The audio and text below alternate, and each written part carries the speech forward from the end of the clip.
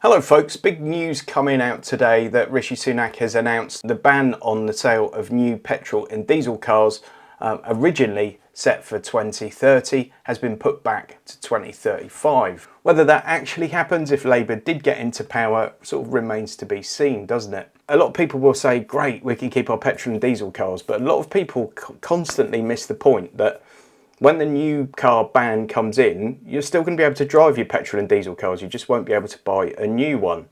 And the big thing here that's not being mentioned is what's going to happen with tax on petrol and diesel cars. Now, I personally think you'll still be able to buy petrol and diesel cars until 2035. And I think even if there is a change of power, that probably still will happen. It probably will be 2035 and not 2030 for several reasons that I won't go into all of them here right now. But the main one being it brings us into line with much of the rest of the world. But that thing they're not mentioning is what's going to happen with tax. And I personally think that new petrol and diesel cars will get taxed massively at the point of purchase. And I can only imagine that tax on petrol and diesel themselves will probably go up. And you could say this is being put back because the government feels the price of new electric cars is unfair compared to the price of a new petrol or diesel car. I would argue that if you've got enough money to buy a new car, it's probably not an issue.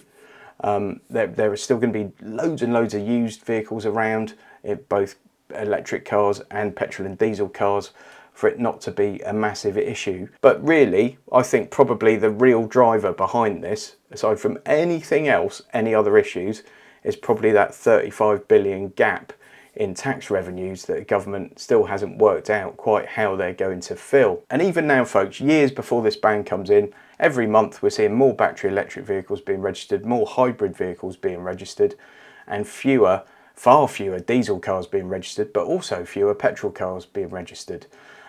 So this is already sort of happening. People are sort of doing it themselves a bit. There are certainly drivers for that, like company car tax and things that are helping out. And for me, it seems like an ideal opportunity for whichever government's in place at the time to do one last big tax grab and try and sort of recoup some of that money back into the exchequer. Now, obviously, the government's reasons for this change of policy publicly are very different to what I've just suggested.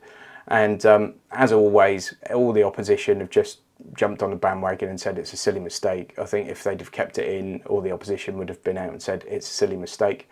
Personally, I don't think it's a bad thing. I think it's good that people still have choice for a little bit longer. But I think part of that choice will be the fact that probably post 2030, buying a new petrol or diesel car is probably going to be more expensive than buying a battery electric car, simply because it'll be taxed up the wazoo.